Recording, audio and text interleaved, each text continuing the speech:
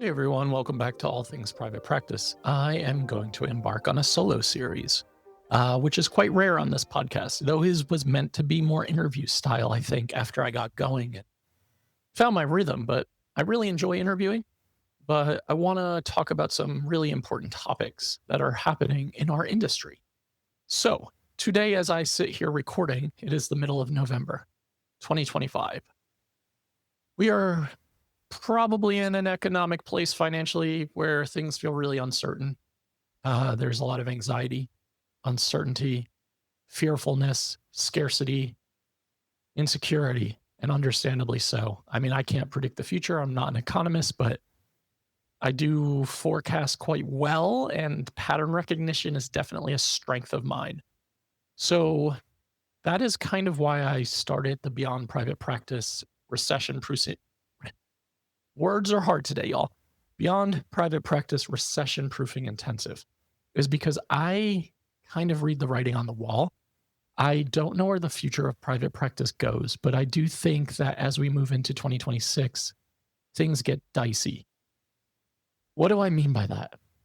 Okay, let me set the stage. So, what I think is going to happen, and my good friend Morgan Herman of the Group Practice Exchange is expertly forecasting this and has been talking about the future of mental health care for a long time.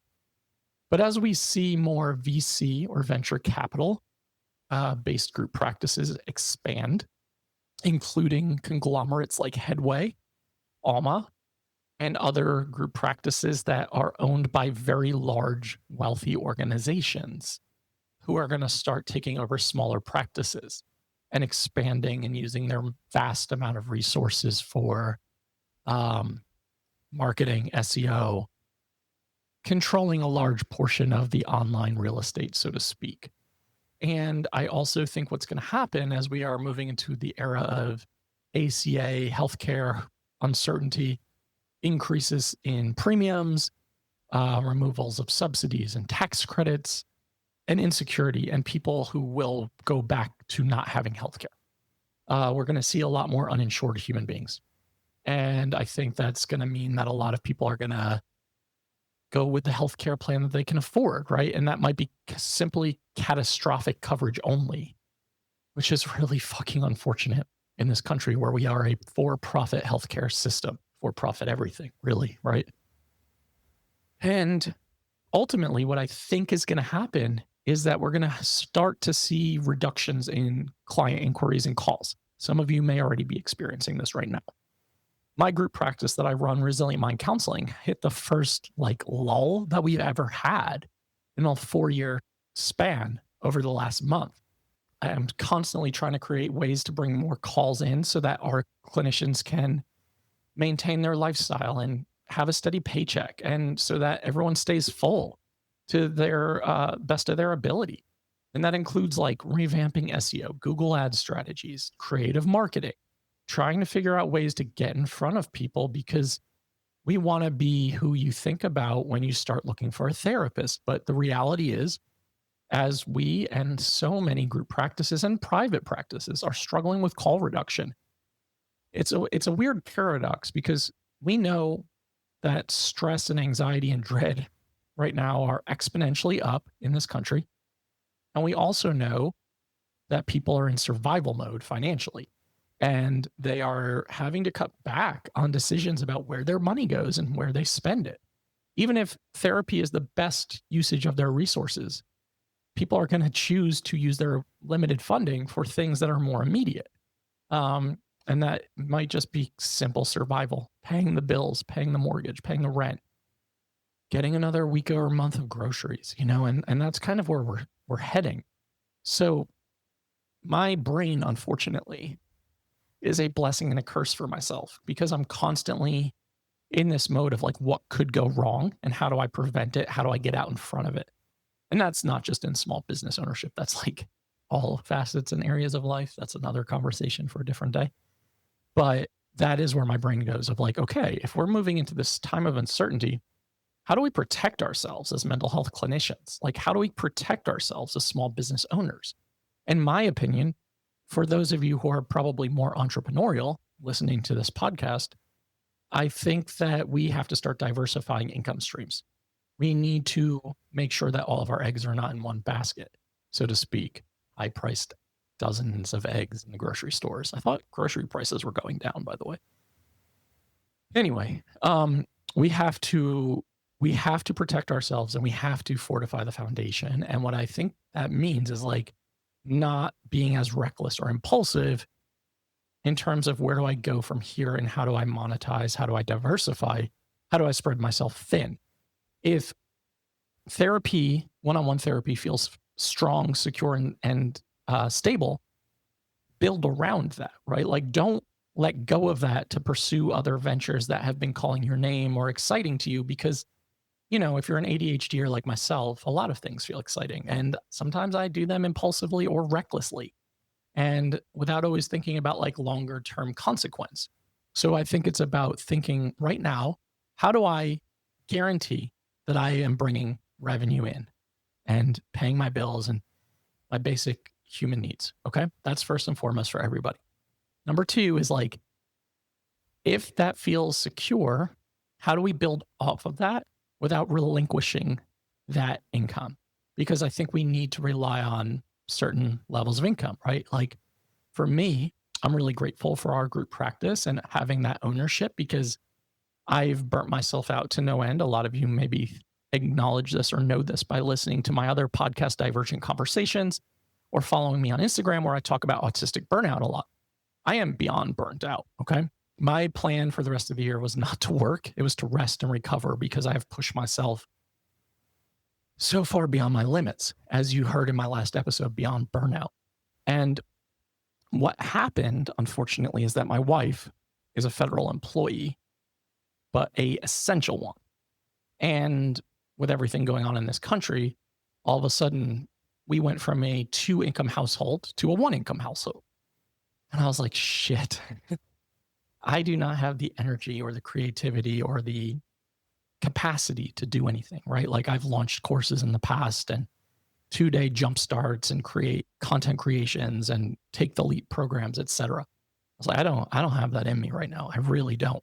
And I started to think like, what do I have in me that is high value that I can give back to the therapist community because we're all in this together? How can I support all of you who have supported all of my ventures over the last 4 years? I wouldn't be here and have this podcast or anything else that I've done in this sphere without your support. And I thought, okay, I don't have a lot of energy. I don't have a lot of capacity. What can I do?